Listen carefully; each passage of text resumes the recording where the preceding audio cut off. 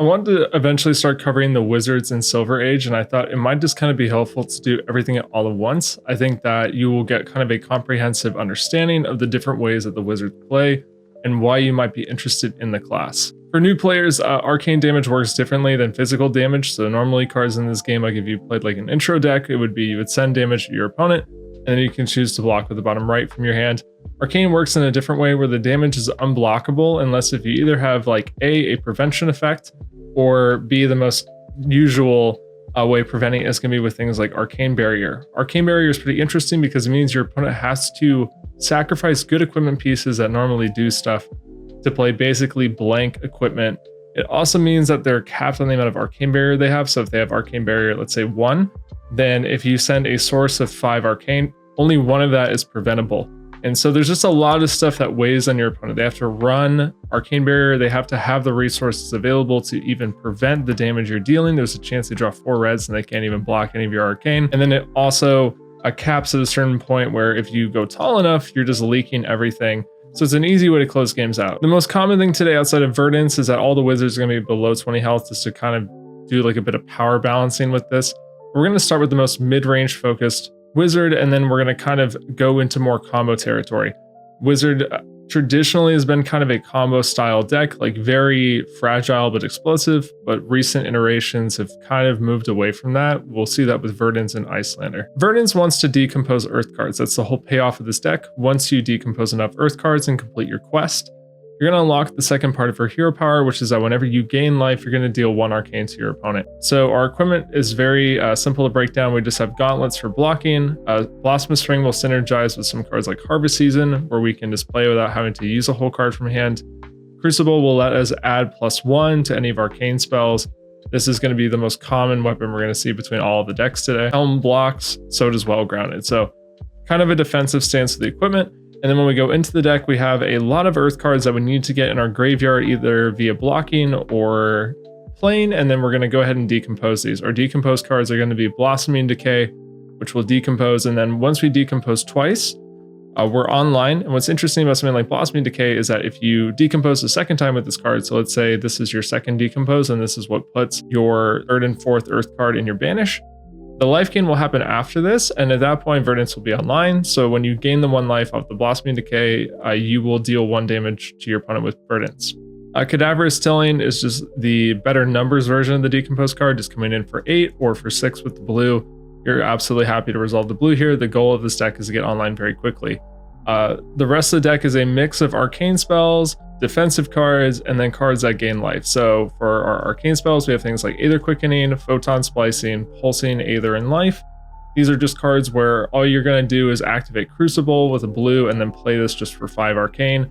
If you draw Voltic Bolt, you get to curve out perfectly though and deal 6. So the point of these spells is just to present tall damage that eventually will close the game out. Same goes for Scalding Rain. So there's a lot of redundancy happening here. You're sending a lot of 2-card 5 arcane spells, and then we have a mix of some attack cards. So Verdance is perfectly fine attacking, but some cards that really stand out are maybe cards like Fandol's Fighting Spirit, where if you're lower, you're going to gain 1. If you're online, you'll also deal 1 arcane back to them. Same goes for Sirens of Safe Harbor, but you're not required to be lower than your opponent.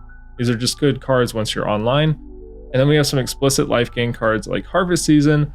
This is a card where you can just use your Blossom of Spring, play it, play something else, or you can curve it out by going like Harvest Season, Crucible, play your 1-cost spell, and then next turn you're going to gain 3 and deal damage back to your opponent. We have On the Horizon is just a block for it, is to shore up some life, and then we have a mix of some different blue cards in the deck, and this is just an easy way to get Earth cards in your bin. Same goes for Autumn's Touch. You can play these, but even with the red, it's just kind of easy just to block for 3 with it and then put it in your grave. Evergreen is here as kind of a fatigue insurance. So some people try to fatigue you, run you out of cards in your deck by just blocking everything. This just means that in the end game, you are able to still kind of loop these and send 5 every turn. You basically get like a Guardian Hammer, so somebody can't just do that the entire game. Our sideboard has some snapback to do a little bit more combo potential. cut down to size against aggro, and Summer's Fall against decks that play auras. We then have Arcane Barrier and then Plume. Plume, I think you would play into some slower matchups where you want to recur some specific Earth cards. With all of these decks today, we're going to be doing gameplay, so we'll go ahead and jump into that. All right, we got a game into Marionette here. Like always, we would really prefer to be on the play because of stuff like this. We can just go ahead and play a Harvest Season. I'm going to pitch down a Fighting Spirit because we want the Fighting Spirit in the second cycle. It's less important in the first cycle. With the Blossoming Decay, it's kind of nice too because we know the Harvest Season pop. So like for instance, we could block down to, let's say, just a blue here. But if we block with this Harvest Season, then we have our decomp because this one's going to hit the bin. I'm going to opt to not block on this, like because of the fact that we have the Voltic Bolt, we can just block for 5 and not actually end up having any issues. We are going to get marked though, and then they're going to come in with the Black Widow. This is only for 2. Maybe I'll just consider only blocking like this because if they do push it over, we deny them the flip. And the flip is actually pretty good. Also, their opener 4-card hand. There's not really a guarantee that they sculpted this to, work perfectly. I think I'm okay with that playline. But they are going to get the transform though. We'll see how good it is. The awkward part though is that now we don't have a decomp here, so it's our choice between sending the Voltic for 6 or sending the Sirens for, in essence, 7. I'm going to lean towards just sending the 7 here. It's just a little bit better math. Next turn, we'll have the decomp available though. And this is where we maybe could try to find some weird instance where we can let them banish a card from us and then just hit 4 off the rip. It's coming in for 1. We're just going to let this hit. We don't really have any reason not to. I mean, it is going to be worth 2 because of the Tarantula. I don't think I'm really going to give a whole card for it. I mean, our turn is pretty standard. We're just going to go ahead and pitch the Tilling and send the Blossoming Decay. This dagger, I guess I will consider blocking. Actually, if anything, we probably could just use this and block for 1, and then we're just going to block this for 3. Overall, pretty good lineup because now we can play the Blossoming, and then we also can cycle the Voltic Bolt into Arsenal. I also did just notice that my opponent is on AB0. That's something you should always check as a player. From turn 1, because if I had realized that they're on AB0, maybe I decide to send the Voltic Bolt instead. They would have been stranded with the D-React and unable to pitch it. We'll go ahead and use our Decay here. Regardless of what decomp card we draw next, we'll be online. We're going to block for 6 here, which is pretty good for us. Like the less cards the Arachne player has, the less things we have to play around. This hand unfortunately does not decomp, but they're only sending 6. So we're just going to go ahead and block for 6. If they shred this, it's kind of unfortunate. Okay, they did have a shred. I guess if I were to guess, they're probably going to give us the inertia token. With the inertia token, we're just going to play the Voltic Bolt and then just have to convert the pulsing Aether life portion. Okay, they actually picked Blood Rot. That's pretty interesting. Both halves of this, which is pretty cool. It's like the one neat thing about this with Crucible is that you get to perfectly curve it out. They're just going to take 4 straight to the dome. We can block for 5 and then we can be fully online. That'll be really nice. We additionally could actually say no blocks, and then we could just block with the Quickening, Blossom for the Harvest Season, because then the Harvest Season will ping for 1. If we take that line, I think we could have this game wrapped up in about 2 to 3 turns. So I think I'll probably just go for the line that shortens the game cycle. This deck does not seem super aggressive, so I think we can just kind of race and put them in a bad spot with them being on AB0. They're going to come in with the Art Desire Body. We're just going to block for 4 on this. If they have a pump, it's fine. I at least need to play around the +1 off the hero power because I think they're probably just going to flick the dagger on this. They do flick the dagger. The question is, do they have a pump or not? I would be pretty surprised if they don't have one. Okay, I guess they're just going to sidestep with the go again. And this is just Bonds of Memory. So I'm going to take the 4 on this one just because this actually kind of helps us out a little bit. We also lose the mark, which is kind of important. We are to Desire Mind. That's interesting. Yeah, we're just gonna let this one hit too. Rip a red, so they whiff on the banish. I'm gonna go ahead and pop chest, play our Harvest Season, and then play our Decay. The cool thing here is the Decay will actually ping for 1. This is the way the sequencing works. We'll go ahead, we'll do our decomp. Verdance will now trigger with the life gain. We'll deal the 1 arcane. Now we're coming in for 5. If we have any kind of additional life gain on the next turn, we could just win the game. Especially if my opponent says no blocks here. Okay, they do partial block. So they're going to go down to 9. We're presenting 6, 7. Nice. If we can find, yeah, Fruits is close, but Fruits is now our pitch card, unfortunately. So I guess it's not really going to work. But we are just going to take this, and then we have well grounded up. So like at this point in the game, I just don't really think they can do anything to get back in. We're just going to go ahead and I guess we're just going to block for 3 on this. But the Photon Splicing gets really close. We're not quite there. Easy stuff. We're going to gain 3, deal 1. We're going to discard Photon, amp 1, and then we're just going to go ahead and send 6. Activate our Crucible, send the Voltic. They have to eat all this. They have no AB. So my opponent just scoops it up. I mean, it makes sense. They get a 1. They basically die to anything. Our next hand has fruits, so block with everything, discard fruits, and win the game. Moving into a mid-range wizard that is also pretty disruptive, we have Iyslander. Iyslander is an ice wizard hero who wants to prioritize putting blue ice cards in our arsenal to play during your opponent's turn. Play a big attack or a big spell on its turn, arsenal an ice card to play during your opponent's turn. And it's incredibly disruptive to aggro decks that want to play, let's say, things like Red Line Briar that display these Cheerio builds with no pitching whatsoever. Forcing them to pitch a whole card means that they're usually losing an entire attack from hand just to play their next thing, which is normally going to be like 4 damage. Familiar cards, right? We have Fiendals. This is really good because she starts below 20, so it'll always be online into most heroes. On the horizon, once again, with some interesting inclusions with Scar for a Scar. This will always usually be online because you're always going to be kind of down on health over your opponent. And then Wounded Bull just becomes 8. So you can kind of see this is kind of filling in that tilling spot where you're just going to send a big, damage spell at your opponent. Although Iyslander being able to play instant speed means your opponent can only go so low on their final turn of the game, because if they go too low, you can just close the game out during their return. The most notable card in this deck is going to be Aether Icevein. We're packing all 6 copies. The point of this card is to play it and then fuse with a blue ice card that you're going to put in your arsenal. When you do this, you are going to be dealing 5, and then like we talked about, most decks cannot even present Arcane Barrier 5. And so you're usually going to be connecting with this on hit. They're going to leak true damage. They're going to lose a card from hand to the on hit. And then what you're going to do is you are going to arsenal your ice card and then play it during their turn. We have some Tall Arcane, very similar with Ice Bolt. And everything else here is just kind of a blue disruptive card that can be played from arsenal, or something with a good amount of damage like Blue Emeritus Scalding or Blue Voltic Bolt. The point of this deck is usually blocking with 1 card, sending 2 cards on your turn, usually pitching to play something, and then arsenaling something. So it kind of plays a very tight engine, and you want to kind of stay on track with how the deck is operating. That way you're able to maintain this disruption every single turn. The equipment is worth talking about here because we have kind of a flex board. So we have Crucible like before. We have Spellfire Cloak because we play a lot of spells on our opponent's turn, so getting that 1 extra resource will be relevant. Then we have Mage Masters. If our opponent gets too tempoed out and ends up passing back to us, we're able to chain together a couple spells in a turn if we need to. But then we have some pretty interesting ones. So we have the combo of Glacial Horns and Conduit of Frostburn. So Glacial Horns specifically, when our opponent arsenals, we can pop the horns. It'll freeze a card in their arsenal and an ally they control until our next turn. But then when we use the Conduit in the same turn, the next card that we play that deals Arcane, when it connects, will destroy a frozen card in their arsenal. So if you go second and your opponent arsenals, you just pop your Glacial Horns, pop your Conduit, and then play a spell. And usually they don't have the Arcane Barrier to prevent it. It'll just immediately destroy their arsenal. The thing is that if you present this and you're going first and your opponent goes second, they may not choose to arsenal. They may try to dump their whole hand, so you can't do that. So if that is the case, based on your turn order, we have Ironhide Gauntlet and Helm. These are good because they block for 2, but you pay for them. So what you can do is during your opponent's turn, let's say you pitch to play, let's say, Aether Hail out of your arsenal. You'll have resources, even if you use Crucible, at which point you can just pay for the Ironhide and block during your opponent's turn.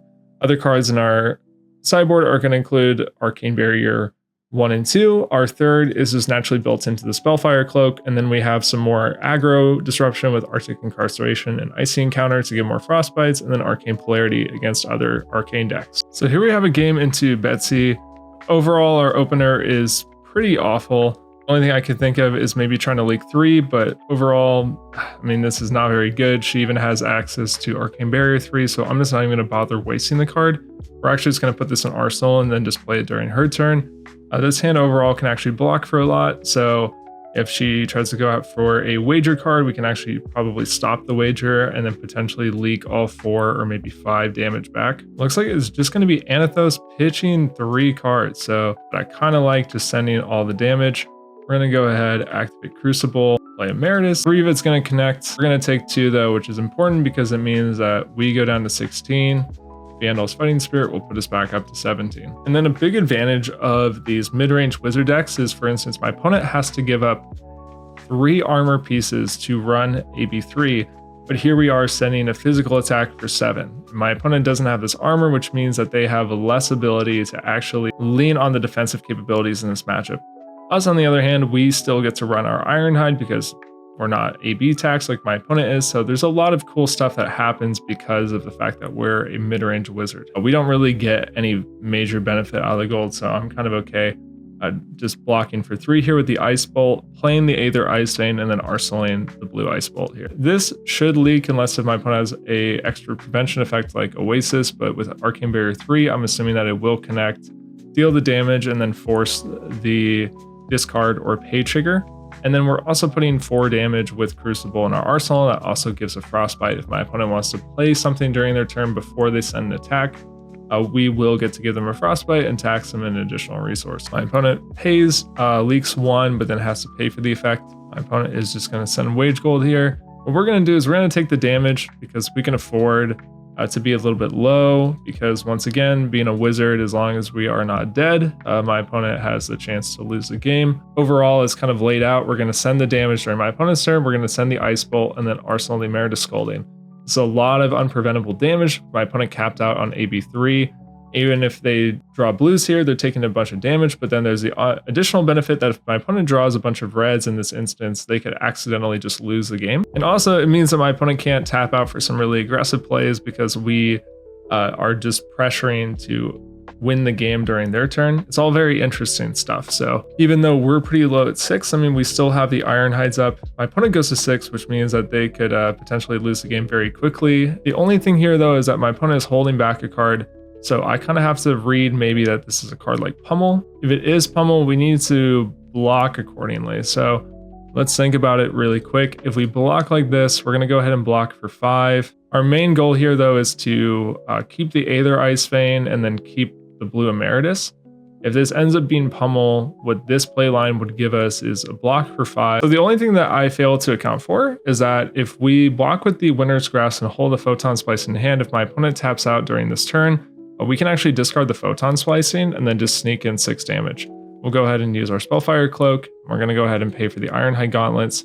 This will block for 5, and if my opponent taps out for some reason, then we can actually discard the Photon Splicing. Looks like my opponent does tap out, in which case we can go ahead and discard Photon. The Photon will now trigger the Amp, in which case we can now play the Emeritus Scolding. Now we start to move into more combo-focused wizards. So Kano was the first wizard ever printed, and this is like probably what most people envision the wizard class to do in Flesh and Blood. Starting at 15 health, which is pretty fragile, Kano has the ability to pay 3 and then look at the top card of the deck. If it's a non-attack action card, you can banish it and then play it as if for an instant. The whole point of Kano is comboing during your opponent's turn and dealing a ton of arcane that they cannot stop. Kano in Classic Constructed is a deck that very commonly can kill you as early as turn 1. If you were to tap out and they rip a high roll off the top of the deck can still do very explosive things in Silver Age. We have Crucible, we have Hold Focus that we can activate during our own turn just to amp 1. This will be relevant just to chip our opponent down low enough that if they tap out during their turn or if they go too low, that we can start playing off the top of the deck and doing a bunch of arcane damage to them during their own turn. Mage Master is just to dump damage. Spellfire Cloak since we're playing mainly during our opponent's turn, and then Talismanic Lens to opt to because Kano needs to play off the top of the deck. So if it comes down to it, you really need to know what's on top of your deck if you're going to be going for that combo kill, or to try to look for an out if you are in a bad spot. The deck here plays very differently. While the first 2 decks, you're kind of blocking and trading some damage with them, playing a slower game. Kano, you can kill them as early as turn 2. The cards that you want to play off the top of your deck are going to be, cards like Open the Floodgates, where if you combine it with your Crucible and your opponent has no arcane barrier, or if they are tapped on resources, this is going to go up to 4 with your Crucible activation, which means that it'll trigger the Surge effect. You're going to draw 2 cards in addition to dealing 4 to your opponent. The whole hope here is that when you are doing your combo, you are mainly drawing blues and you're hitting reds off the top of the deck. It is, of course, very volatile. He has 15 health, no blocking armor, and entirely plays off RNG sometimes. There are a lot of good resources to learn Kano. This is going to be one of the hardest decks to play, so you are going to have to get some practice with it. Find some better resources than me, because I'm not the most experienced wizard player. I will try to link something in the description, but cards you definitely want to play during your own turn are cards like Aether Spindle. This is one where you would be happy to play Crucible, activate Hold Focus, and then play Aether Spindle. When this connects, you're going to get to opt, so you get to sculpt your next turn, which if it deals enough will also involve sculpting what's on top of your deck, because let's say you opt 6, if all of it connects, you not only get to set up the 4 cards you draw, but in that scenario, you could potentially set up the top 2 cards of your deck that you would activate with Kano. You also have Exploding Aether. This can just be really good if you're just trying to chain more damage in a turn, or if it's your turn and you're trying to dump damage. This deck needs to play on 2 axes where it's perfectly fine to take damage, because as long as you're at 1, and you can combo kill your opponent. So if you take a bunch of damage to, let's say, Mage Masters and send like 2 spells during your turn, deal a ton of damage to them, they drop too low, even if they tap out and have like a deterministic kill against you, if you're at 1, you have not lost the game, and that's the whole point of Kano. We have Overflow as more combo potential with Kano. Some good haymakers to rip off the top during the combo turn are be cards like Emeritus Scolding, Voltic Bolt. All of this can be played during your turn. Snapback can be played either during the combo turn or your own turn, but it's a good card to arsenal. Reverberate can be used to chain together a couple spells in a turn on your own turn, but if you play during your opponent's turn, you can actually resolve something from your hand. Everything else here is just kind of blues that you would prefer not to hit off the top with Kano.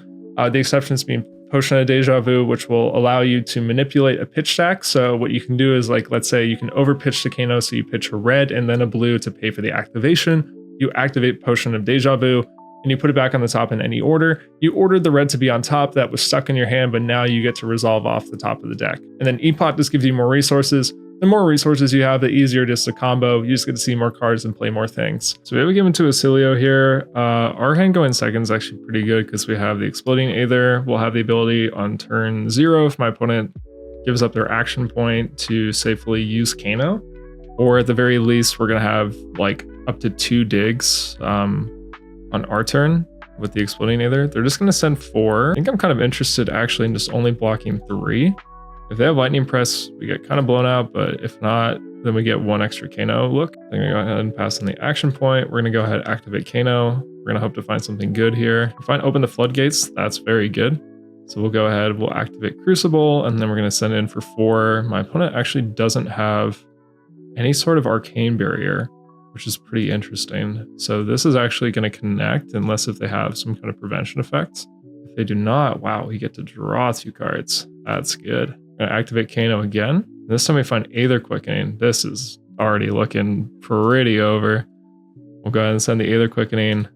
My opponent's down to 10. And then we're going to get to play Exploding Aether on our turn. This might be a 2-turn game. I mean, it really depends on what we draw here, though. Oh my lord, we draw a Spindle. This is over. This is crazy. We get to literally sculpt everything. We're going to go ahead and pop the Hold Focus.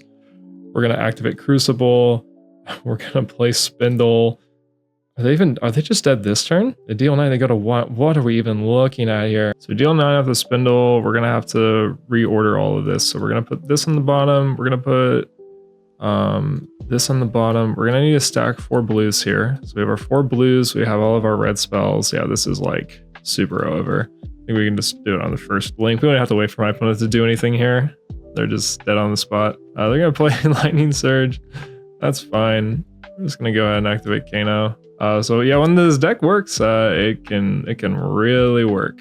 Crucible, and then we'll go ahead and play Voltic for 6. This is a little silly. All right, so yeah, that's a quick game. So when the deck can roll hot and your opponent doesn't have the Arcane Barrier or pitch necessary to deal with it, you can just spike a game.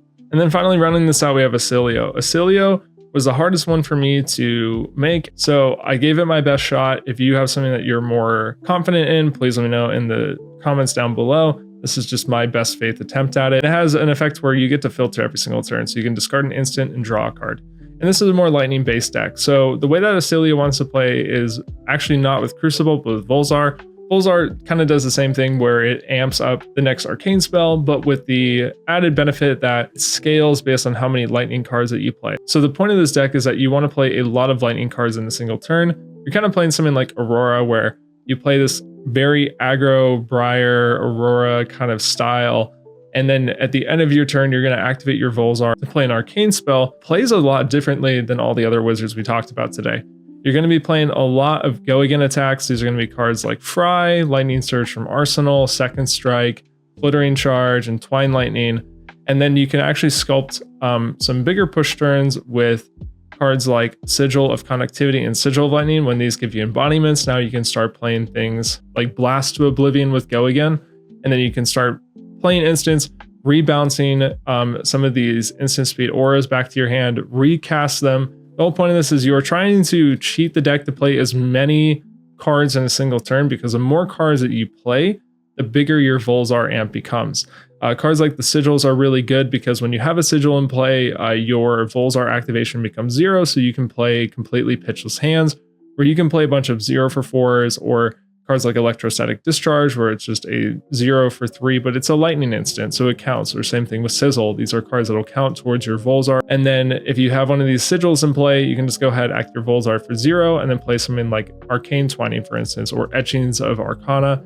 These 0 cost spells that are, let's say, going to get amped up by 3 or 4. And then all of a sudden, you're not only sending a bunch of attacks to your opponent, but at the end of the turn, you're dropping this huge Arcane Haymaker. Some bigger spells are going to include the Meld card for Comet, Storm, and Shock.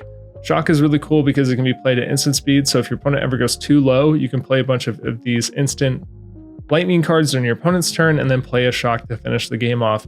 Your equipment is a little bit more unorthodox. We of course see Hold Focus and Blossom Spring for a resource, but Twinkle Toes will let you block 2 when you play an instant card, which will be relevant in a couple different spots. And then Flash of Brilliance you can combine to rebounce one of your sigils to your hand, make an embodiment, and then replay the sigil during your own turn if you want. We're playing into Azalea here, which means that we're just going to be kind of racing damage in the first couple turns. I kind of expect this to be over in probably like 2 to 3 turns, and I guess we're probably just going to compare who gets to draw functional hands. I would say I'm probably statistically disadvantaged because this deck can oftentimes be a lot more clunky than something like Azalea that overall plays a very smooth deck overall. I'm going to go ahead and block like this. The Lightning Surge and Arsenal can be good, but going second, it has less utility. The Weave Lightning can at least be played, and then this is essentially just like 3 go again. But my opponent's going to go ahead and pop Bracers, so we might end up accidentally taking a ton of damage. All right, yeah, we're taking a ton of damage. My opponent at least will go off an Arsenal, but we're going to leak 7 and go to 11 on turn 1, so, you know, just an average Silver Age moment. The cool part is the Frailty means nothing. Our turn is actually pretty good, though. Our turn is actually pretty good. So what we can do here is we can go Sizzle, Fry, and then we can go ahead and amp the Volzar, play the Comet Storm. We can actually go ahead and use the Hold Focus as well if we really want to. My opponent's going to say no blocks, which means that we're probably going to get to leak a lot here because probably not aware of what's about to come. So we're going to go ahead and use Hold Focus. I'm trying to look for an opportunity to use the Blossom Spring. It's just not going to work out, I don't think. If we had a Sigil in play, we could use the Blossom Spring and then activate both halves of the Comet, Storm, and Shock, which is good because the second half of it is a lightning instant. So we could have melded it and then let the Comet, or let the Shock portion resolve, and then before the Comet Storm portion resolves, then we could activate Volzar. That's just a fancy way of saying that we could have got 1 extra Volzar amp here, but that's not the case. We're just going to go ahead and activate this here. We're going to amp 2 on this. My opponent goes to 6, so there's a world where we could just accidentally win the game.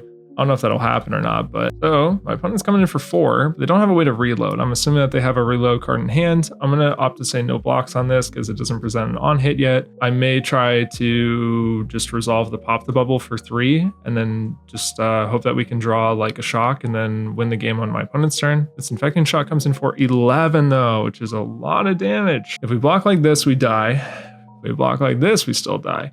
So we have to block like this at the very least, but then we would still die to the Blood Rot. So I think we have to block like this. We take 4. We go to what? We go to 2 here. So we're just gonna go ahead and take all the damage. We go to essentially 1 after this. My opponent goes to 3. There's a world where we could draw a Comet Storm and an instant card and then win the game on the spot.